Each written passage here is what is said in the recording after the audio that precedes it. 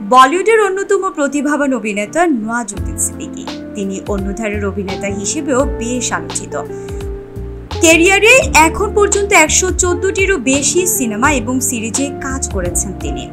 এই সময়ের মধ্যে 42টিরও বেশি পুরস্কার জিতেছেন নওয়াজ। তবে তাকে অভিনয়ের সুপারস্টারও বলা হয়। নওয়াজুদ্দিন সিদ্দিকী জমিদার পরিবারের সন্তান হয়েও তিনি জীবনের কঠিন বাস্তবতার মুখোমুখি হয়েছেন এবং বিভিন্ন পেশায় কাজ করে নিজের স্বপ্ন পূরণের পথে এগিয়ে গেছেন। নওয়াজুদ্দিন সিদ্দিকীর ভারতের উত্তরপ্রদেশের ছোট্ট একটি শহর বুধারা গ্রামে জন্ম। তার পরিবার ছিল জমিদার শ্রেণীর, তবে সময়ের পরিবর্তনে আর্থিক অবস্থা দুর্বল হয়ে পড়ে। 8 ভাই বোনের মধ্যে তিনি বড়, তাই পরিবারের দায়িত্ব কাঁধে নিয়ে জীবনের কঠিন পথ চলা শুরু করেছিলেন।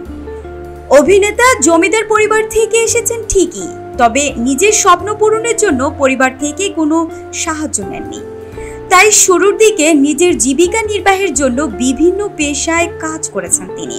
এমনকি দিল্লিতে থাকাকালীন সময়ে নিরাপত্তার রক্ষী হিসেবেও কাজ করেছেন এই অভিনেতা। আবার কখনো ধনেপাতাও বিক্রি করেছেন নওয়াজুদ্দিন। পরে ন্যাশনাল স্কুল অফ ড্রামা থেকে পড়াশোনার পর তিনি অভিনয়ে আসেন। 1999 সালে আমির খান অভিনীত সারফারাজ ছবিতে একটি ছোট্ট চরিত্রে অভিনয়ের মাধ্যমে বলিউডে ডেবিউ করেছিলেন নওয়াজ।